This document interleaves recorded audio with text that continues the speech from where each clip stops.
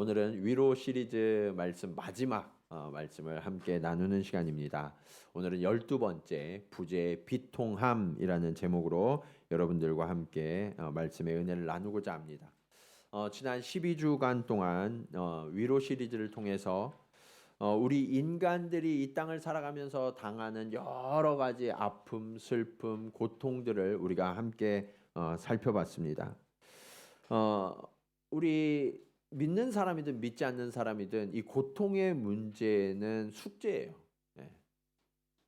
특별히 믿지 않는 사람들도 이 고통의 문제를 어떻게 받아들이고 해석해야 하는가를 가지고 굉장히 많이 고민해 왔고, 신학자들도 그 문제를 가지고 여러 가지 연구를 하고 있습니다.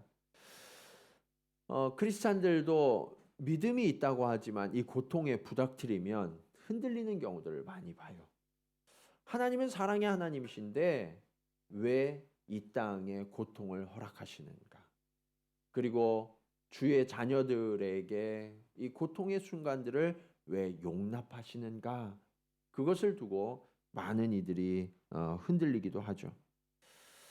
우리는 그동안 이 고통의 문제들, 존재의 상실, 좌절, 정죄, 차별, 오해, 편견, 소외, 결핍 이런 문제들을 12주 동안 살펴보면서 이러한 문제들이 우리의 마음과 우리의 육체와 우리의 영혼을 병들게 하는데, 그런 문제들이 왜 일어나게 됐는지 성경적으로 원인을 살펴보고, 또 그 고통들로부터 벗어날 수 있는 하나님의 처방들을 함께 누리는 시간을 가지기도 했습니다. 그런데 그 모든 인간의 고통과 인간이 당하는 모든 문제, 근원적인 문제가 있어요. 그게 뭐냐? 바로 죽음의 문제예요. 죽음의 문제. 이것만큼은 누구도 예외가 될 수 없어요. 그리고 그 죽음 앞에서 우리는 인간의 한계와 끝을 경험하게 되죠. 이 죽음의 문제가 인간이 가지는 두려움의 근원이 되기도 해요. 우리가 왜 두렵고 왜 염려하는가? 근본적인 그 저변에 가보면 이 죽음의 문제가 있다는 거예요. 그런데 성경은요, 누구도 해결할 수 없는 이 죽음의 문제를 해결할 수 있다. 그리고 그 해결의 열쇠 되시는 분이 우리와 함께하고 있다라고 말씀하고 있어요. 그렇다면 이 인간의 근본적인 문제를 우리는 어떻게 해결함을 얻을 수 있는가? 오늘 말씀을 통해서 함께 은혜를 나누고자 합니다. 자, 우리의 근본적인 문제로부터의 구원을 얻는 방법 첫 번째, 주님은 우리의 슬픔에 함께 눈물을 흘리신다라는 것을 우리가 깨달아 알아야 합니다. 많은 여러분들이 겪는 이런 문제들, 그 중에서도 가장 깊고 어두운 죽음의 문제까지도 주님만이 해결의 열쇠가 되시는 이유가 있어요. 그게 뭐냐? 주님은 사랑이시기 때문입니다. 사실 세상에는 수많은 종교들이 존재해요. 인종마다 민족마다 각자의 종교가 다 있죠. 그 종교에는 신화가 깃들어 있고요. 그리고 그곳에는 항상 중심이 되는 신들이 있죠. 그런데 그 신들의 면면을 보면요, 이 신들은 인간의 고통에 대해서 멀리 떨어져서 바라보고 있어요. 그리고 그들은 인간의 그런 고통과는 아무런 상관이 없다는 듯이 전혀 다른 차원에서 존재하고 있죠. 그냥 내려다보는 거예요. 그러다가 아주 가끔씩 제사장들이나 무당들이 지극한 정성을 보이면 그 정성에 감동해서 잠깐 내려와서 처방을 보이는 정도? 이것이 모든 신화들의 스토리예요. 그리고 그 연약한 사람들은 어떻게 하느냐? 그 신들의 진노를 피하기 위해서, 때로는 그 신들을 닮기 위해서 노력을 하는데, 극도의 인내와 극기의 수련을 하는 아주 극소수의 사람들, 그런 사람들을 보면서 그들처럼 되는 게 구원으로 가는 길이다. 그렇게 제시하고 있죠. 하지만 성경은 전혀 다른 이야기를 하고 있어요. 세상에 가득한 신하들과는 완전히 다른 이야기를 하고 계시는데 아주 특별한 신을 소개하고 있는 거예요. 그것은 바로 하나님이신 예수님께서 우리 인간을 너무나 사랑하셔서 인간의 몸을 입고 이 땅에 오셨다는 거예요. 그것을 신학적인 용어로 성육신이라고 해요. 성육신. 여러분, 사실은요, 이 성육신은요, 인간이 너무나도 큰 선물을 받은 거예요. 네.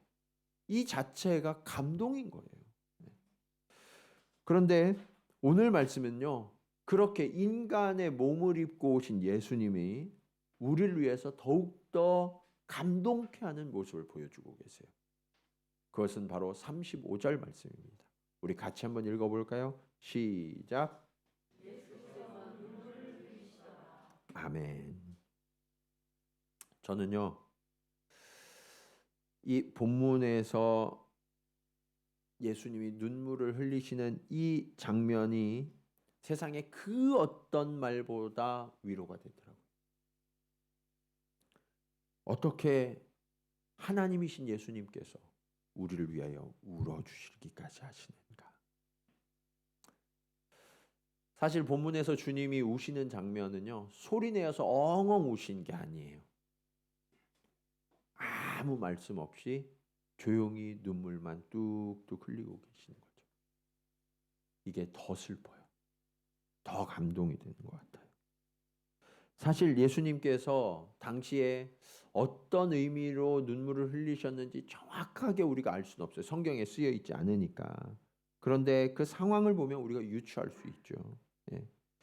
예수님은요, 지금 어디에 가셨냐? 나사로가 죽었다는 소식을 듣고 그 무덤 앞에 가신 거예요. 그 사랑하는 친구라고 부르셨던 그 나사로가 죽었고, 그리고 그의 죽음을 애도하며 눈물 흘리는 사람들과 함께 우셨다라고 말씀하고 있어요. 그 장면은요, 예수님이 우리 인간을 얼마나 깊이 이해하시고 우리를 받아주시는가 하는 것을 아주 적극적으로 보여주는 장면이에요. 여러분 한번 생각해 보세요. 여러분들이 너무 슬프고 너무 고통스러울 때 옆에서 함께 울어주는 사람이 있으면 위로가 돼야 안 돼요? 위로가 되죠. 너무너무 고맙죠. 그런데 하나님이신 예수님께서 나를 찾아와 주신 것도 감사한데 그분이 나의 이야기를 들으시고 나의 아픔에 공감하시면서 함께 눈물을 흘리신다. 이것보다 더 감동이 되는 장면이 어디 있어요? 여러분, 이 정도면 다 끝난 게 아닌가요? 그래서인지 예수님께서 눈물을 흘리시는 이 장면을 본 사람마다 이렇게 이야기해요. 36절 말씀입니다. 이에 유대인들이 말하되 보라 그를 얼마나 사랑하셨는가. 가끔 신앙을 가지신 분들도 사랑하는 이들을 떠나보내는 시간을 맞이하게 되죠.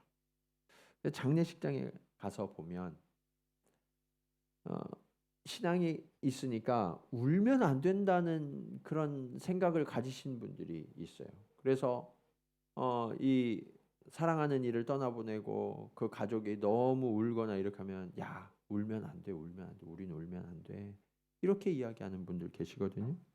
근데 여러분 우리가 우는 건 믿음이 없어서 우는 것과는 달라요. 예.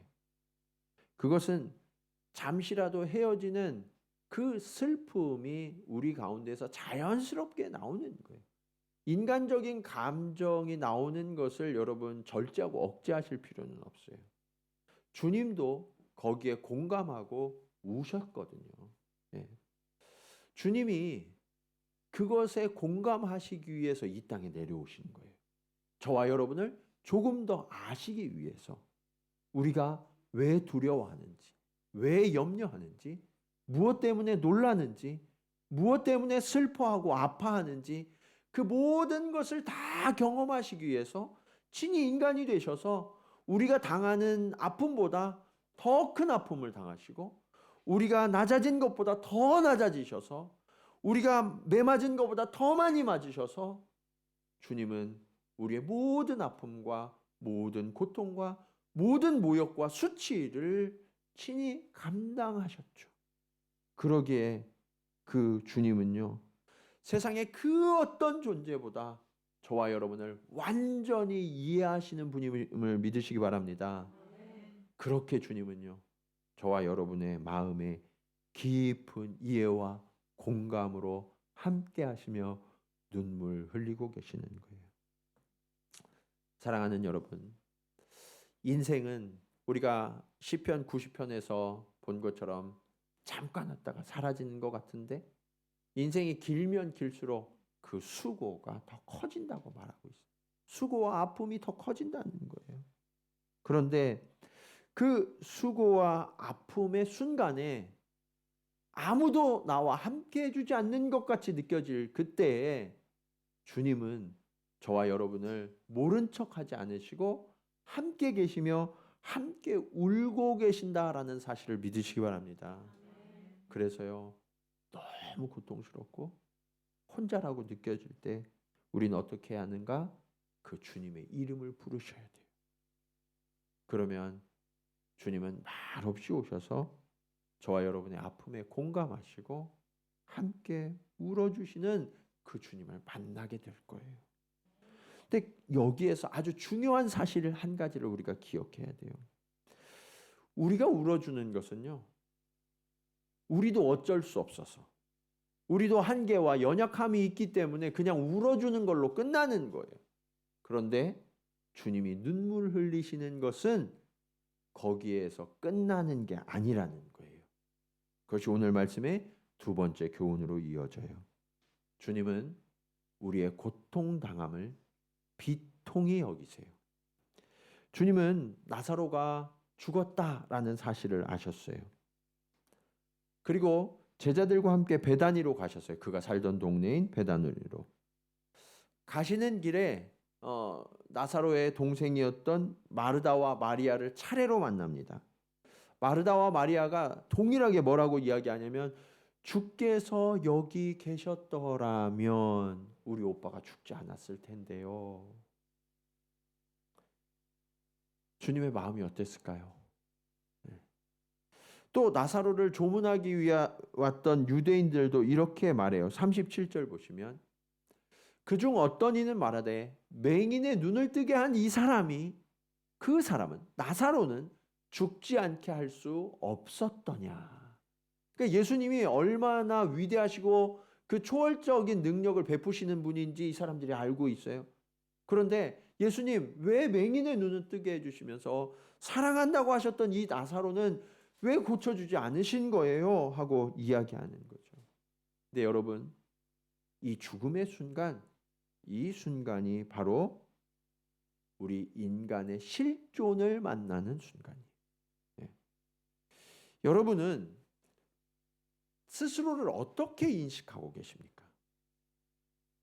근데요, 여러분, 여러분의 본질, 여러분에게 더해지거나 제한하는 거 하나도 없이 여러분의 본질을 그대로 나타내는 순간이 언제인 줄 아세요?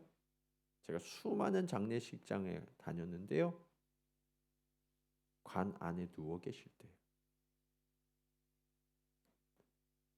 여러분이 평생 쌓아온 것, 여러분이 평생 얼굴에 그리고 가리고 했던 그런 것들 다 제해지고요, 그냥 인간 육체의 모습 그대로 누워있는 그 모습을 볼 때 우리의 인간의, 나의 실존 본 모습을 발견하게 되는 거예요. 사람들은요, 아이러니하게도 살아있을 동안에 자신의 존재를 깨닫는 게 아니라 죽음 앞에서 인간의 한계와 연약함을 깨닫게 되면서 우리의 실존의 문제를 직면하게 되는 거예요. 그런데 그렇게 한계와 그 죽음을 만나는 그 순간에요, 인간의 마음이요, 저 깊은 곳에서부터 아주 복합적인 감정들이 막 여러 가지가 일어나서 뒤섞이게 돼요. 이런 마음이 있어요. 떠나보내는 분에 대한 아쉬움이 있죠. 살아계실 때 좀 더 잘해드릴 걸. 그런 미안한 마음이 우리 속에서 일어나요. 그런 마음만 있는 게 아니에요. 함께하는 동안에 느꼈던 서운함, 안타까움, 이런 것들도 또 내 마음을 흔들어요. 그리고 시간이 다 지나서 우리가 죽음 앞에 있잖아요. 그런 모든 감정조차도 다 헛된 것이었다라는 것을 그 앞에서 깨달으면서 마음이 완전 복잡해지죠. 그러면서 깨닫게 되는 게 있어요. 우리는 아무것도 할 수 없는 존재구나. 그때 초월자가 생각나요. 하나님을 구하는 순간을 맞이하게 되죠. 그런데 오늘 본문에 보면 초월자를 만나는 사람들의 태도가 좀 이상하다는 것을 볼 수 있어요. 유대인들이 어떻게 이야기했어요? 맹인의 눈을 뜨게 하신 사람이 왜 나사로는 살리지 않느냐고 투정하듯 죽게 말하고 있죠. 예수님을 사랑했던 마르다 마리아도 그랬어요. 예수님 좀 더 빨리 오셨어야죠. 예수님이 계셨더라면 우리 오빠가 죽지 않았을 텐데요. 왜 이런 말들을 하게 된 걸까요? 사실은요, 먼저 떠나보낸 나사로에 대한 미안한 감정과 여러 가지 복합 감정이 일어나는 거예요. 그것 때문에 내 마음이 너무 무겁고 힘이 들어요. 그 무거움으로부터 벗어나기 위하여서 자신의 감정을 주님께 투사하듯 던져버리는 거죠. 그러면서 자신들은 빠져나오려고 애를 쓰는 거예요.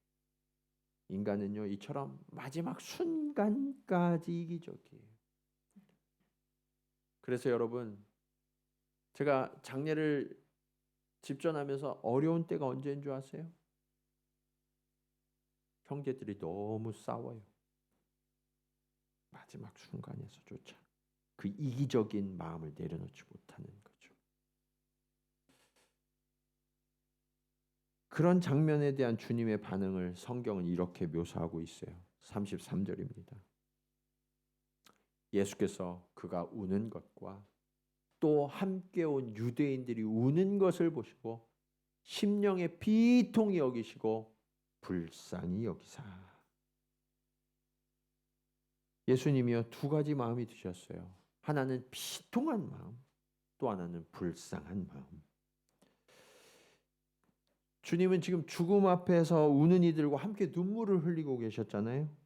그런데 그 불쌍히 여기는 마음뿐만 아니라 비통히 여기셨다라고 말씀하시는데, 이 비통히 여기셨다라는 말씀의 이 헬라어 원어의 뜻은 뭐냐면 마음 깊이 탄식하시면서 흔들리셨다라는 뜻이에요. 너무 충격을 받아서 중심을 못 잡고 흔들리신 게 아니에요.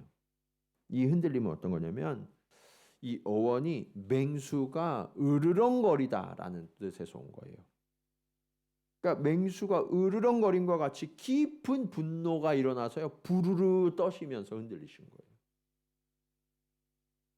그렇다면 주님이 분노하신 대상은 누구였을까요? 지금 주님 보고 왜 맹인은 고쳐주면서 이 나사로는 살리지 못했냐고 말한 그 사람들일까요? 그렇지 않아요. 예수님이 분노하신 대상은 죽음 자체, 그리고 그 죽음의 권세를 행하고 있는 사단인 거예요. 그리고 그 죽음에 갇혀서 어두운 가운데로 들어간 그 사람들의 상태를 불쌍히 여기고 계셨던 거죠. 여러분, 이 세상을 사는 누구도 부인할 수 없는 사실은 우리도 언젠가는 죽음을 맞이하게 된다는 거예요. 그 죽음의 순간에 저와 여러분이 어떤 삶을 살았는지, 선하게 살았는지 그렇지 않은지, 공로를 세웠는지 그렇지 않았는지, 그것은 하나도 중요하지 않아요. 또 얼마나 많이 가졌는지, 또 부유한지 가난한지, 그런 것은 죽음 앞에서 아무런 의미가 없어요. 죽음은 하나님의 창조함을 받았던 인간이 범죄하여서 타락한 결과로 우리에게 주어진 거죠. 그래서 그 몸이 무너지는 시간을 경험하게 되는 거예요. 우리가 몸이 쇠약해지죠. 예, 제가 아까 말씀드렸죠. 눈이 잘 안 보이기 시작했어요. 예, 몸이 여기저기 고장이 나기 시작해요. 뿐만 아니라 우리가 이 땅을 살아가면서 여러 가지 슬픔과 고통의 사건들을 만나기 시작해요. 그것은 주님께로 가까이 갈 때가 가까웠다는 신호예요. 그러니까 그것을 이상하게 여길 필요 없어요. 우리는 오히려 그 주님을 만날 준비를 해야 되는 거예요. 그런데 오늘 본문에 보면 나사로가 그만 죽음에 갇혀버리고 말았어요. 그런 마지막 순간에 대해서 주님은 비통해 하셨던 건데 그것을 극적으로 보여주는 장면이 38절이에요. 같이 한번 읽을까요? 자, 시작.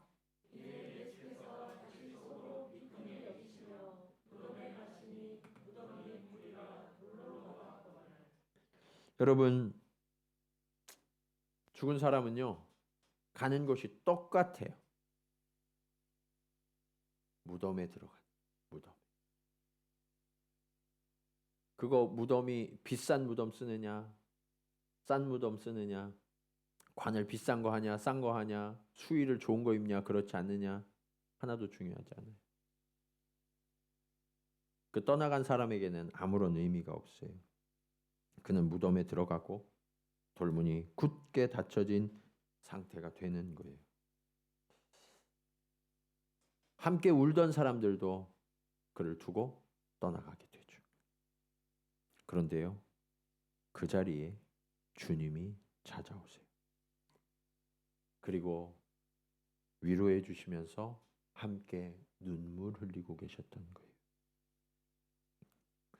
뿐만 아니라 주님은요, 그곳에서 거룩한 분노를 내시며 비통해 하시고 탄식하셨어요.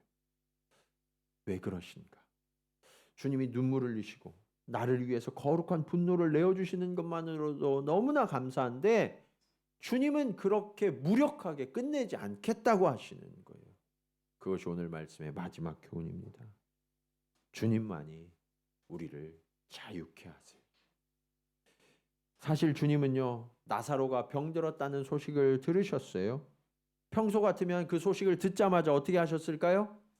일어나셔서 명령하셨을 거예요.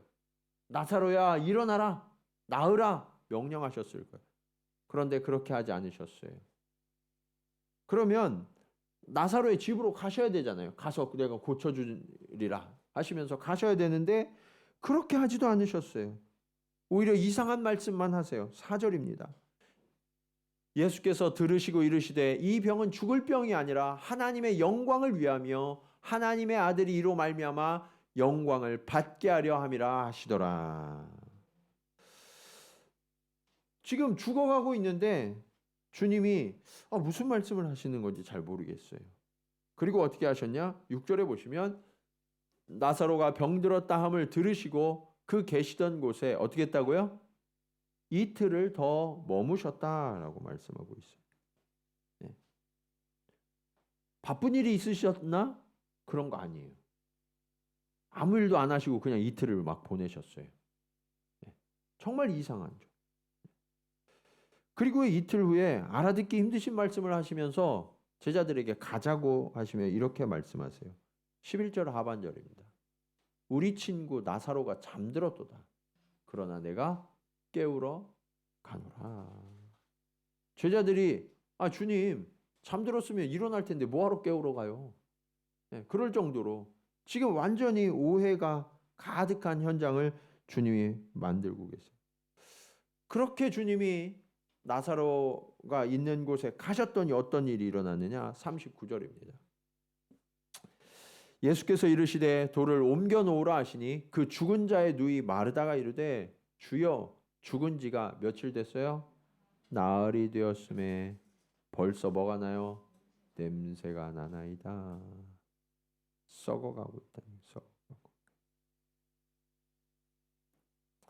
주님이 빨리 오셔야 되는데 지금 이틀을 지체하고 오셨는데 나흘 됐으니까 오는 데만도 얼마 걸리셨던 거예요?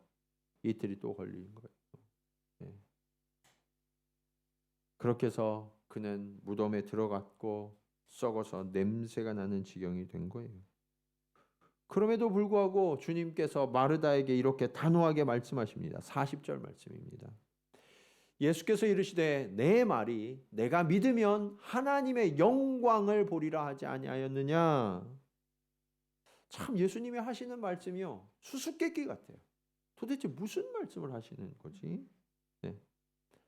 그런데 이 말씀은요 앞서 오시는 길에 이 마르다가 예수님이 오신다는 소식을 듣고 가장 먼저 나가서 마중을 나갔거든요. 그때 마르다가 주님이 계셨더라면 우리 오라비가 죽지 않았을 텐데요 라고 이야기하니까 그때 주님이 뭐라고 말씀하셨냐? 네 오라비가 다시 살아나리라 라고 말씀하셨거든요. 그러면서 주님이 이 말씀을 하셨어요. 우리가 너무나 잘 아는 말씀 25절 26절 말씀입니다. 같이 한번 읽겠습니다. 시작.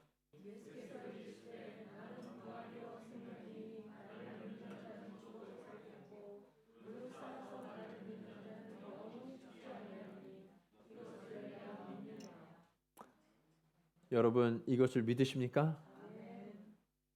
주님은요 주님이 주시는 생명과 부활을 얻는 조건에 대해서 말씀하고 있는 거예요. 주님이 부활이시고 주님이 생명이신데 나를 얻는 조건이 있다. 그게 뭐냐? 믿는 거예요. 믿는 거. 예. 믿기만 하면 생명을 얻게 된다. 그러면서 몸소 그것을 보여주기로 하셨어요. 주님은 하나님 앞에 기도하신 후에 무덤을 향해 이렇게 큰 소리로 외치십니다. 43절입니다. 이 말씀을 하시고 큰 소리로 나사로야 나오라. 그 결과 어떻게 됐어요? 44절입니다. 죽은 자가 수족을 배로 동인 채로 나오는데 그 얼굴은 수건에 쌓였더라. 예수께서 이르시되 풀어놓아 다니게 하라 하시니라. 여러분 어떻게 됐어요? 나사로가 살아서요 무덤 밖으로 걸어 나오고 있는 거예요. 근데요 저는 이 장면을 상상할 때마다 별로 상상하고 싶지 않더라고요. 네. 무덤에서 걸어 나오는 나사로의 모습이 어땠을 거라고 생각하세요? 네. 우리가 쉽게 추측할 수 있는 게 있어요. 영화에 보면 미이라가 돌아다니잖아요. 어때요? 그 모습이 보기 좋아요? 어때요? 네. 끔찍하죠? 네. 아마 나사로가 나오는 모습이 그랬을 거예요. 왜냐하면 수족이 동이고 얼굴도 다 배로 덮여져 있었거든요. 네. 그런데 주님이 왜 이런 장면을 연출하셨나? 그것을 여러분들이 분명히 아셔야 돼요. 생명이신 예수 그리스도, 그분을 우리가 만나지 못하고 그분이 우리 안에 없으면 우리 안에 생명이 없다는 얘기예요. 그 생명이 없으면 우리는 걸어 다녀도요 지금 수족이 동인 채로 배로 덮인 채로 나오는 나사로의 모습과 동일한 모습이라고 주님이 지금 현장 학습을 하고 계시는 거예요. 여러분 세상 사람들을 부러워하지 마세요. 저 사람 나보다 돈 많이 벌었는데 저 사람 자녀들은 나보다 훨씬 더 잘 되는 것 같은데 여러분 그들의 영혼의 실체를 볼 수 있어야 돼요. 그들의 영혼의 실체는 지금 이미 죽음이 뒤덮고 있다. 그래서요 그를 향해서 예수 그리스도의 생명이 임하기를 우리가 구해야 되는 거예요. 네. 사망이 지배하는 존재는요 비통함이 가득한 존재에 불과해요. 주님은 그것을 보시고 이 죽음에 이르고 무덤 속에 갇힌 인간을 향해 비통히 여기셨던 거예요. 이것이 바로 주님이 없는 사람들의 영혼 속에 깃든 부재의 비통함이에요. 주님이 없는 상태는요, 우리 인간의 근본적인 문제를 해결할 수 없는 상태. 그래서 이 문제를 해결하시기 위해서 주님은 이 땅에 친히 오셨어요. 로마서 6장 17절로 18절은 이렇게 말씀합니다. 하나님께 감사하리로다. 너희가 본래 죄의 종이더니 너희에게 전하여 준 바 교훈의 본을 마음으로 순종하여 죄로부터 해방되어 의에게 종이 되었느니라. 사랑하는 여러분, 예수 그리스도를 믿는 순간 여러분은 더 이상 죄의 종이 아님을 믿으시기 바랍니다. 우리는 의에 속한 자가 되었어요. 의에 속하면 죄의 결과인 사망이 우리를 지배할 수가 없어요. 예수 그리스도께서 주시는 그 구원의 열매가 저와 여러분에게 이미 임한 거예요. 그 생명이 가득한 존재가 된 거예요. 그렇다면 여러분, 이제 우리는 다시 한번 돌아봐야 돼요. 주님이 이 땅에 오신 이유, 저와 여러분의 모든 아픔, 고통, 문제들, 그것을 주님이 다 친히 겪으시고 그 깊은 이해와 사랑으로 우리를 공감하시며 풀어 자유케 하시기 위해서 주님은 대신 십자가에 오르셨어요. 그리고 죽음의 권세 아래로 내려가셨죠.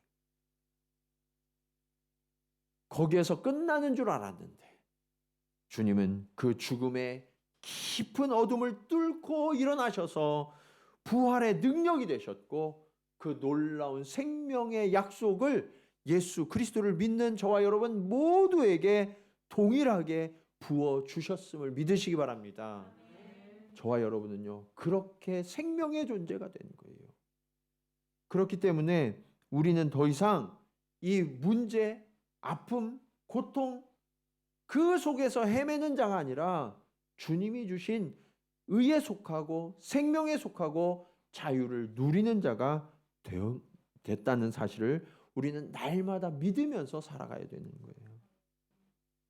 사랑하는 여러분, 주님은요, 저와 여러분을 그렇게까지 사랑하십니다. 우리가 고통하고 있을 때, 눈물 흘리고 있을 때, 아무도 내 마음을 알아주지 못한다고 할 때 주님은 오늘 우리에게 오셔서 우리보다 더 큰 고통, 더 깊은 아픔을 경험하시면서 내가 알아.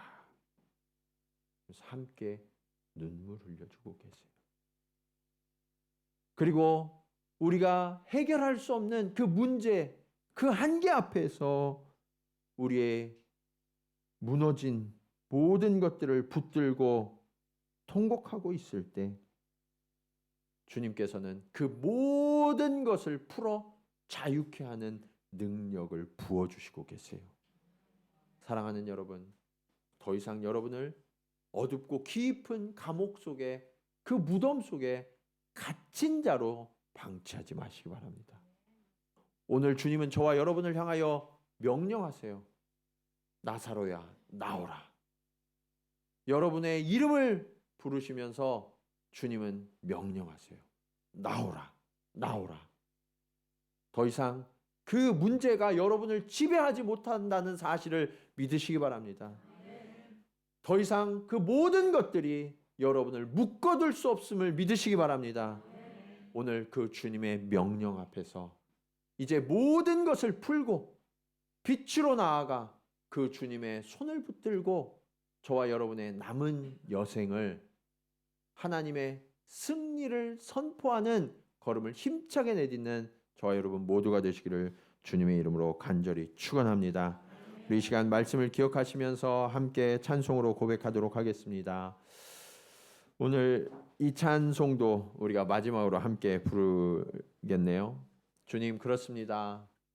우리가 주님의 은혜로만 살아갑니다. 주님, 우리의 호흡이 주님의 은혜, 주님의 생명을 호흡하는 것임을 깨달아 알게 하여 주시옵소서. 아버지 하나님, 우리는 그동안 절망과 아픔과 고통을 또 원망을, 불평을 호흡했었습니다. 그러나 주님, 이제 우리의 호흡이 주님의 생명으로 바뀌어지기 원합니다. 주님의 은혜로, 주님의 위로로 바뀌어지게 하여 주시옵소서. 우리가 호흡할 때마다 하나님 그 공기가 닿는 곳에 하나님의 나라가 이루어짐을 보게 하여 주시옵소서. 그렇게 은혜를 고백하고 은혜를 살아가는 당신의 자녀 되게 하여 주시옵소서. 그런 마음으로 함께 찬송하며 고백하겠습니다. 은혜 아니면 살아갈 수가 없네. 호흡마저도 다 주의 것이니 세상 평안과 위로 내게 없어도 예수, 오직 예수뿐이네. 한 번 더. 은혜 아니면, 은혜 아니면 살아갈 수가 없네. 호흡마저도 다 주의 것이니 세상 평안과 위로 내게 없어도 예수, 오직 예수뿐이네.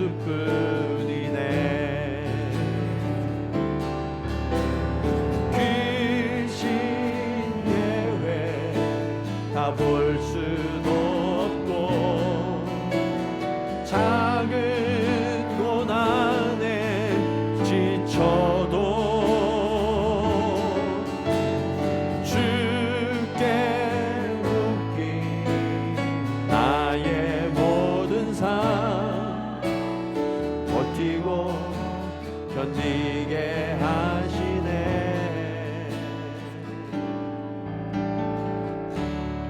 은혜 아니면 살아갈 수가 없네. 나의 모든 것 다 주께 맡기니 세상 평안과 위로 내게 주신 주 예수, 오직 예수뿐이네. 크신 괴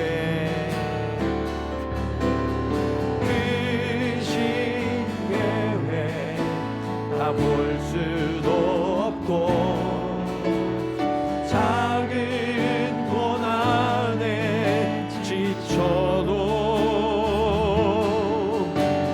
주께 묶인 나의 모든 삶 버티고 견디게 하시네.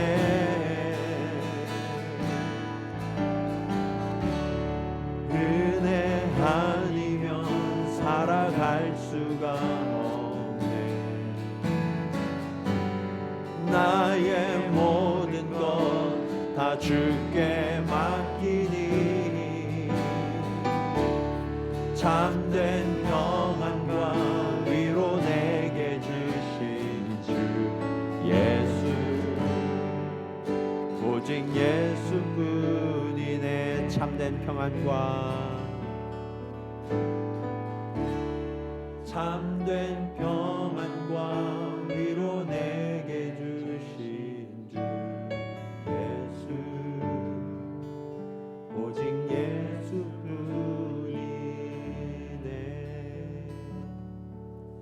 그렇습니다. 주님, 오늘 나를 위해 울고 계신 주님을 바라봅니다.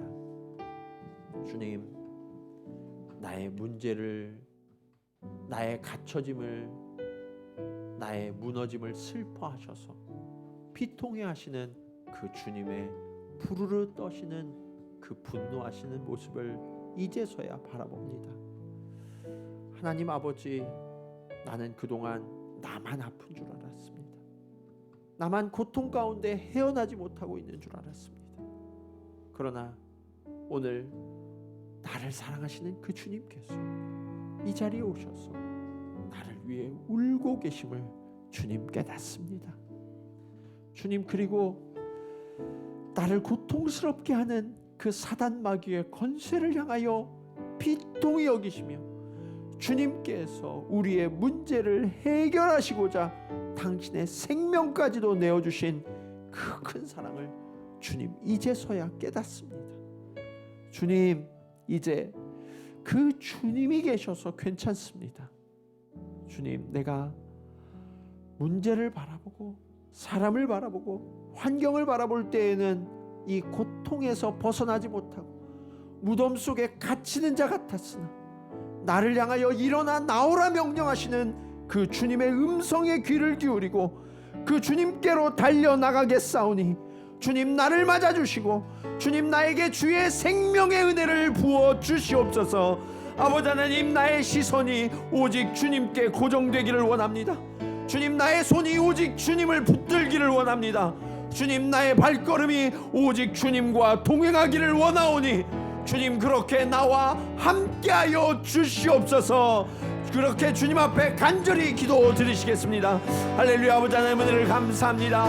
아버지 하나님, 오늘 우리를 향하여 보내신 그 예수 그리스도, 그분의 사랑이 얼마나 크고 놀라운지 주님 직면하게 하시니 감사합니다. 아버지 하나님, 나의 눈물과 나의 고통을 보시고 함께 우셨던 그 주님, 아버지 하나님, 나의 아픔과 나의 슬픔에 아버지 하나님 비통해 하셨던 그 주님을 주님 이제서야 바라봅니다. 그러나 주님, 그 주님은 거기서 멈추신 것이 아니라 아버지 하나님, 나의 문제를 해결하기 위하여서 십자가에 오르셨고 아버지 하나님, 나를 위하여 물과 피까지 아낌없이 내어주셨으며 모든 것을 아버지 하나님 나를 위하여 희생하신 그 주님, 그 주님의 사랑으로 아버지 하나님, 그 주님의 죽으심으로 말미암아 내 죄값이 치루어졌고 주님, 이제는 죄의 종이 아니라 의에 속한 자가 되어서 하나님의 자녀가 되어서 생명을 누리고 구원을 누리고 은혜를 누리고 기쁨과 소망을 누리는 자녀 되게 하시니 감사합니다. 주님, 이제 그렇게 살아가기 원합니다. 주님, 우리의 시선이 그렇게 주님만 바라보겠사오니 주님, 나를 붙들어 주시고 나와 동행하여 주시옵소서. 더 이상 세상의 것에 억눌려서 무덤에 갇힌 자가 아니라 아버지 하나님, 세상의 것들에 묶이고 매여서 고통하며 신음하는 자가 아니라 주님의 명령에 풀어 자유하게 되며 무덤에서 나와서 주님의 놀라운 은혜를 선포하며 내 삶으로 증거하며 아버지 하나님, 그렇게 주님과 동행하는 주의 자녀가 되게 하여 주시옵소서. 아버지 하나님, 그렇게 주님이 우리의 위로가 되시니 감사합니다. 그렇게 우리의 생명이 되어주시니 감사합니다. 우리의 모든 문제에 열쇠가 되어주시니 감사합니다. 그 주님을 결단코 놓치지 않게 하시고 그 주님의 사랑을 아버지 하나님 결단코 잃어버리지 않게 하셔서 아버지 하나님, 그렇게 날마다 주님의 사랑으로 주님의 은혜로 주님의 인도하심을 따라서 살아가게 하시고 이것이 우리의 입술의 고백이요 우리의 삶의 태도가 되어서 아버지 하나님, 그렇게 하나님의 영광을 자랑하며 그 영광을 함께 누리며 살아가는 복된 자녀들 되게 하여 주시옵소서. 사랑의 주님, 이 땅을 살아가는 동안 우리는 너무나 많은 수고와 고통과 눈물을 흘리며 살아오고 있었습니다. 그 눈물 속에서 나는 내 혼자만 울고 있는 줄 알았습니다. 그 순간이 너무나 고통스러워서 정말 흐느끼면서 때로는 주님이 왜 우리와 함께 하시지 않느냐고, 주님이 왜 손을 뻗어 나를 구원하시지 않느냐고 그렇게 원망했던 적도 많았습니다. 그러나 그 순간에 주님은 우리와 함께 울고 계셨음을 주님 이제서야 깨닫습니다. 그 순간에 우리의 고통과 아픔, 우리의 어두움으로 인하여 주님은 비통해 하셨음을 주님 이제서야 깨닫습니다.